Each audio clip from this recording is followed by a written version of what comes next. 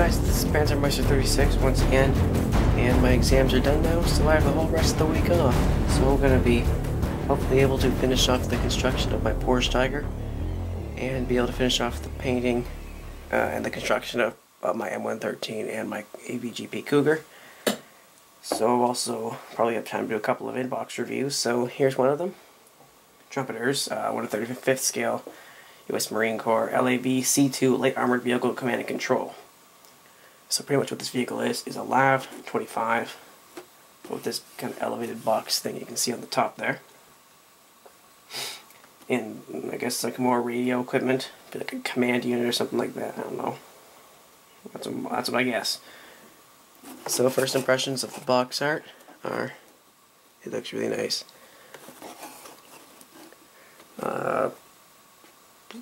It's a beautiful background, like you got these mountains here, snowy terrain, looks really awesome. However, this piece of stowage, and I believe that cable in the front are not actually included in the kit, unfortunately, but still, I don't know if any Trumpeter kits come with figures. I don't even know if they make figures, but yeah, still, it's a very beautiful box art. I think it's the best one I've ever seen. Alright.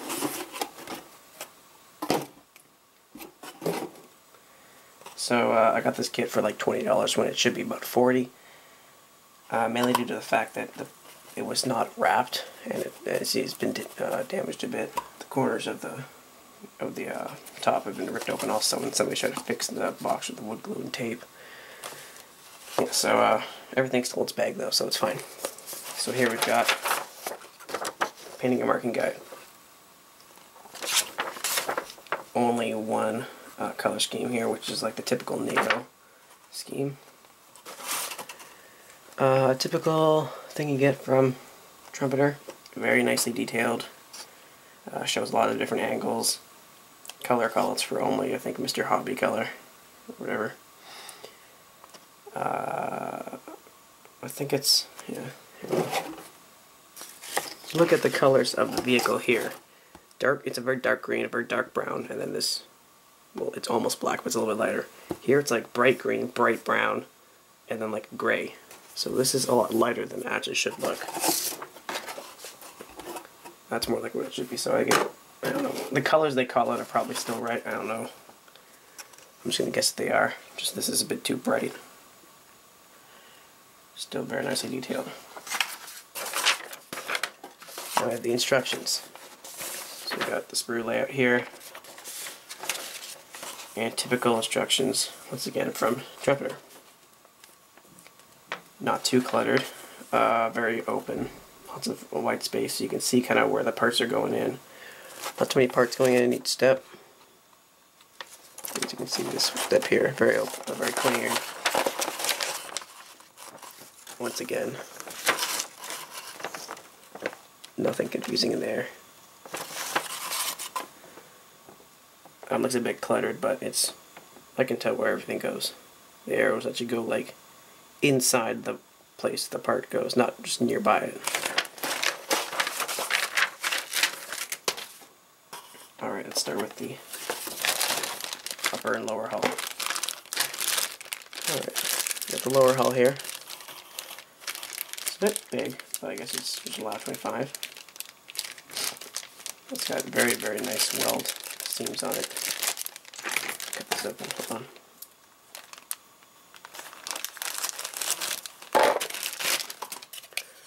Alright.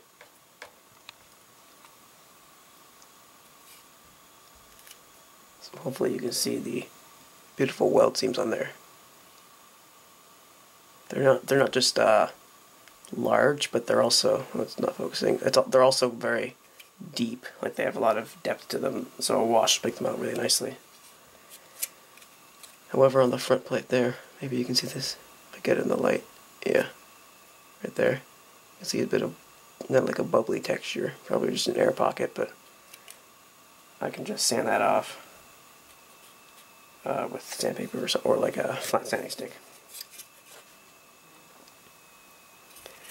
But overall, it looks nicely molded. I don't see any flash on it whatsoever, and it has a bit of a texture to it, like I don't know if that's on purpose, but it's got a bit of an anti-slip texture. I don't know. Let's go for the upper hull.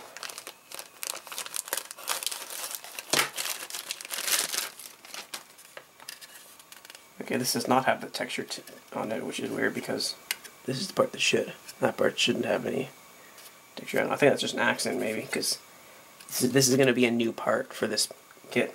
This is probably an older part, so maybe it's just different. I don't know. Different type of plastic or different thickness or something like that. So as you can see, the difference is this big elevated part here at the back. Looks fine, a bit of bubble in there too, and there's ejector pin grease stuff. Yeah, it's fine. Once again, there's a really nice well detail around those, I don't know what they are, bumpy things. It's gotta be some kind of reactive sensor or something, I have no idea. Alright, so that's good. It reminds me a lot of the Cougar, but I guess it's a very similar vehicle. I've got the wheels in here. And once again, same thing on the Cougar. Zoom in here. There you go. You can see how one edge of the wheel, see this one here, oh, right there, there's a seam that goes all the way along it. And this one is at the top. I guess they can't really avoid that, but you can just put the side of put the seam on it inboard, so have the outside of the vehicle facing that way for the top one. Yeah, that'll be fine. Just put the seam on the inside, and it'll be kind of hidden under the fender, and there'll be mud on it anyways.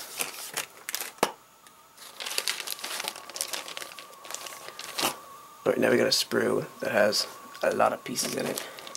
A lot of small little bits. Looks like we got our rear plate here, but that doesn't look like it matches this. It's not extra tall. As you can see, it's normal height. And you got like a front kind of splash guard, I think it is, right here. Little handles and rear lights and stuff. Winch, bits for the fuel cans. This is the exhaust, doors and stuff. Looks fine, except for the fact that some of the pieces have a lot of flash on them.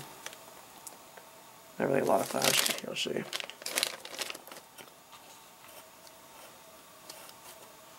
It'll get you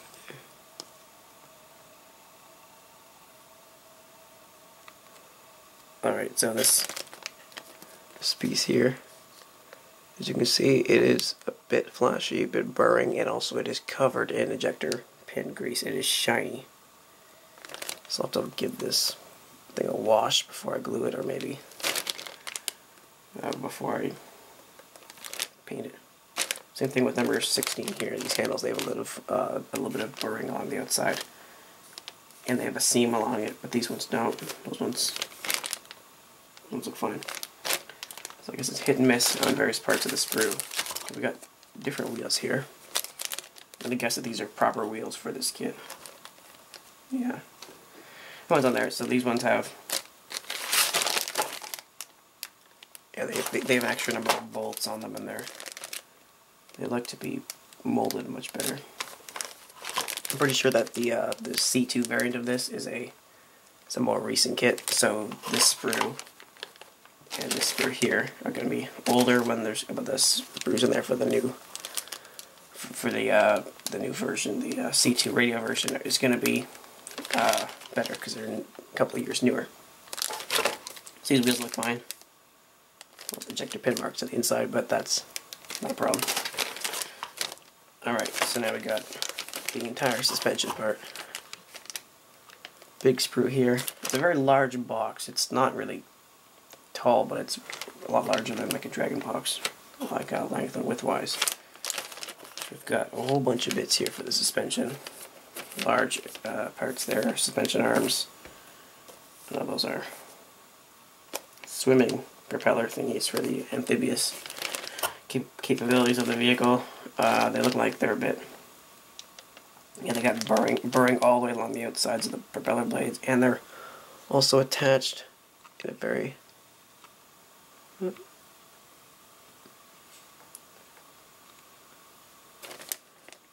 As you can see, they're attached. The way they're attached is a very thick connection point, so they're probably going to get damaged a bit when I take them out. But whatever, it's fine. Still, overall the molding looks very, very nice. Hopefully you can see. These are the bad wheels, the wrong wheels, but still the molding is fine.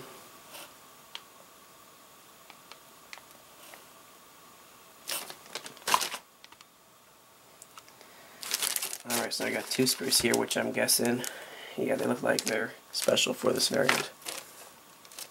So this one here, you can obviously see, has a different back plate, which this one has a higher part. And also it's one big section.